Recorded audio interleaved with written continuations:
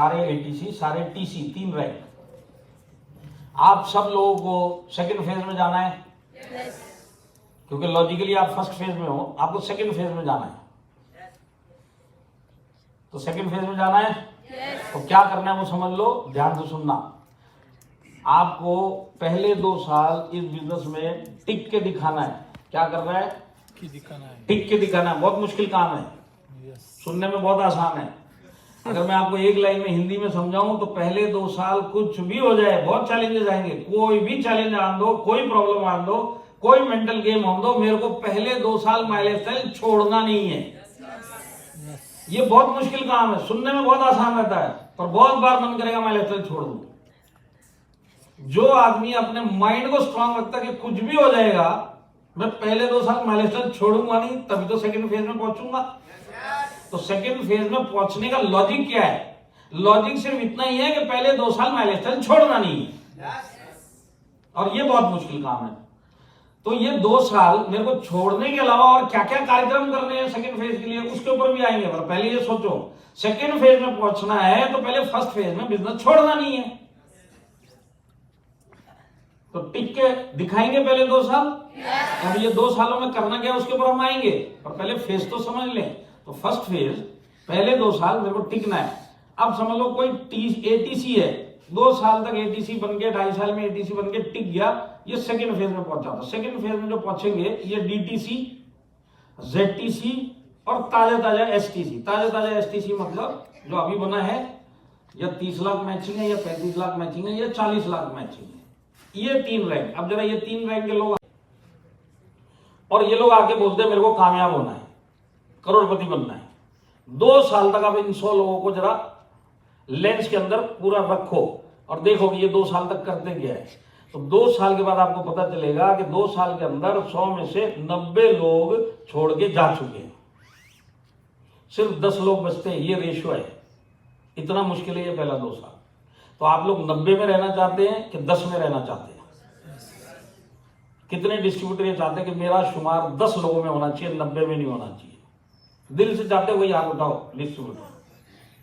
तो अगर आपको डिस्ट्रीब्यूटर हो, टीसी हो, एटीसी हो, अगर आपको पहले 10 में रहना है तो आपको सिर्फ एक ही काम करना है पहले 2 साल, वो है इस बिजनेस को आपको सीखना पड़ेगा। क्या करना पड़ेगा?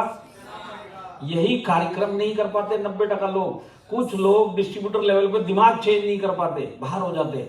कुछ लोग इसको बिजनेस नहीं समझते, बाहर हो जाते।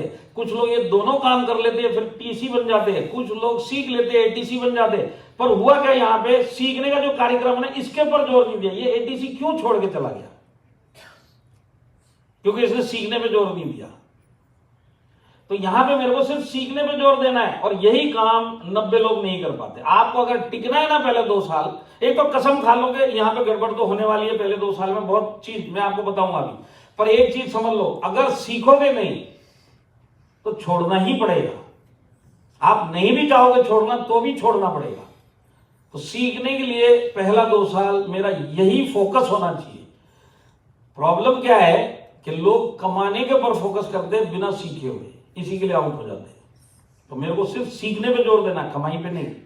बहुत पतली लाइन है ये, बहुत बारीक लाइन है। सीख के कमाना और कमाना, ये दोनों में बहुत फर्क है।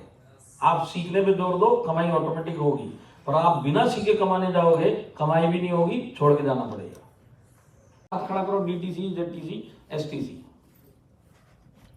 तो अब आप लोगों को क्या कार्यक्रम करना? देखिए, आप लोग पहुंच गए सेकंड फेज में, पर सेकंड फेज का अगर काम नहीं करोगे तो थर्ड फेज तक नहीं पहुंचोगे। तो जानना चाहते हैं? यस। आपको सेकंड फेज में वही काम करना है जो आपने फर्स्ट फेज में सीखा है। आपने फर्स्ट फेज में क्या सीखा? टिकना। कैसे मैं टिका, कैसे टिकेंगे उसका मैं आइडिया दूंगा। आपने वो कार्यक्रम कर लिया। अब 3 से 5 साल आपका सेकंड फेज चालू हो चुका है। सेकंड फेज में आपको वही काम डुप्लीकेट करना है, टिकाना है हम लोगों को। आप कैसे टिके उसी तरीके से लोगों को टिकाना है। हिंदी में बात करूं तो नेटवर्कर बनना है। 3 से 5 साल टीम बनानी है। बहुत सारे डीटीसी टीम नहीं बना पाते, छोड़ के चले जाते। क्यों छोड़ के चला गया? जानकारी होने के बाद, मेहनत करने के बाद, टाइम देने के बाद क्यों छोड़ के चला गया? क्योंकि टीम नहीं बना पाया। क्यों जेडटीसी छोड़ के चला जाता है? ये टीम बना लेता, मेंटेन नहीं कर पाता। टीम फिर से बैठ जाती है, टूट जाती है, इसने सीखा नहीं। अब इस फेज में मेरे को क्या करना है, नेटवर्कर बनना है, टीम बनाते हुए मेंटेन करते हुए रहना है, ताकि मैं थर्ड फेज में बराबर पहुंच जाऊं। मेरी बात समझ में आ रही है क्या? तो सेकंड फेज 3 से 5 साल का जो पीरियड होता है, ये टीम बिल्डिंग का पीरियड है, टीम मेंटेनिंग का पीरियड है। यहां पे मेरे को टीम मेंटेन करते हुए थर्ड फेज के लिए रेडी रखना अपनी टीम को। तो जैसे ही आप थर्ड फेज में आप पहुंचोगे, तो थर्ड फेज वाले कौन होते हैं? सीनियर एसटीसी, उसके बाद आरटीसी, सीटीसी, आईटीसी, सब आ गए। अब ये थर्ड फेज के लोग हैं। यहाँ पे सीनियर एसटीसी भी बैठे, आरटीसी, एनटीसी सब बैठे हुए। इस फेज में हमको क्या करना होता है? ये होता है लीडरशिप का फेज। यहां पे मेरे को लीडर बनना है। लीडर बनने का मतलब क्या है कि मेरे नीचे, समझ लो आज मैं आरटीसी एनटीसी हूं, तो मेरे नीचे बहुत सारे टीसी हैं, बहुत सारे एटीसी हैं, बहुत सारे डीटीसी हैं, बहुत सारे रैंक होल्डर्स है कि नहीं है? प्रॉब्लम क्या होगा इस फेज के अंदर, यहां पे मैं मेरी इनकम पे ध्यान दूंगा, टीम की इनकम पे ध्यान नहीं देता हूं। और जब आपको अपनी अच्छी इनकम आती है तब आप टीम पे ध्यान नहीं देते, और जब टीम पे ध्यान नहीं देते तो टीम नीचे से खिसकनी चालू होती है। अब जब वो खिसकनी चालू होती है तो मेरी इनकम हिलती है, पर जब तक मेरे को ये समझ में आता है तब तक आधी टीम साफ हो चुकी होती है। और क्योंकि वो टीम साफ हो गई तो अब मैं रैंक लेके बैठा हूं, पर इनकम गायब हो गई। गड़बड़ क्या हो गई? मैं मेरी इनकम पे ध्यान दिया, टीम के ऊपर ध्यान नहीं दिया।